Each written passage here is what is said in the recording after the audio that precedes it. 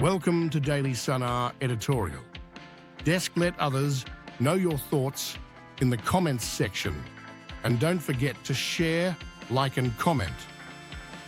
Here is the latest on what's going on with immigration. Immigration has become one of the most divisive issues of our time.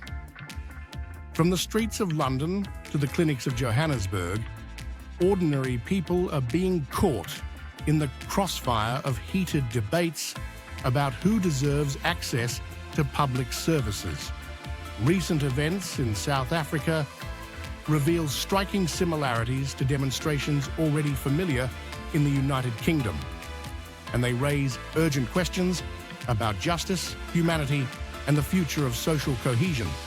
South Africa, Operation Dudula's clinic. Blockades. Members of Operation Dudula, dressed in military-style fatigues, have been blocking foreigners from entering public health clinics in Gauteng province. Patients are forced to show ID documents. Mothers with children and even pregnant women have been turned away. The group insists South Africans first, claiming that migrants drain limited medical supplies. Courts have ruled the blockades illegal, but Dudula vows to continue, expanding its activism to schools and shops. The government stresses that healthcare is a constitutional right for all, but overstretched police struggle to enforce the law. United Kingdom. Immigration protests at public facilities. In the UK, anti-immigration demonstrations have targeted hotels, housing asylum seekers, and NHS facilities. Protesters argue that migrants are taking jobs, housing, and healthcare from locals. Similar to Dudula, these groups use direct action at public sites to dramatize exclusion rather than lobbying through policy.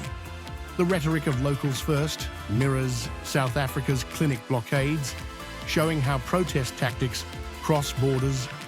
Global trend. The South African Human Rights Commission warns that Dudula's actions reflect a global rise in anti-immigrant sentiment seen in the US and Europe. What is new in South Africa is the organized targeting of healthcare, turning immigration debates into matters of life and death. Both UK and South Africa highlight how systemic shortages in housing, jobs, or healthcare are being blamed on migrants instead of deeper structural failures. Why this matters? Denying healthcare or shelter to migrants doesn't solve shortages. It escalates tensions and risks lives. These protests show how quickly humanitarian issues can be politicized, with vulnerable groups scapegoated. Awareness is critical. Communities must understand the parallels and resist narratives that pit locals against migrants. The call is, immigration is not just about borders. It's about dignity, survival, and shared humanity. Whether in the UK or South Africa, the challenge is the same: how to balance resources while protecting fundamental rights. Daily Sunr calls on readers to stay alert, question exclusionary rhetoric, and demand solutions that strengthen systems rather than divide societies.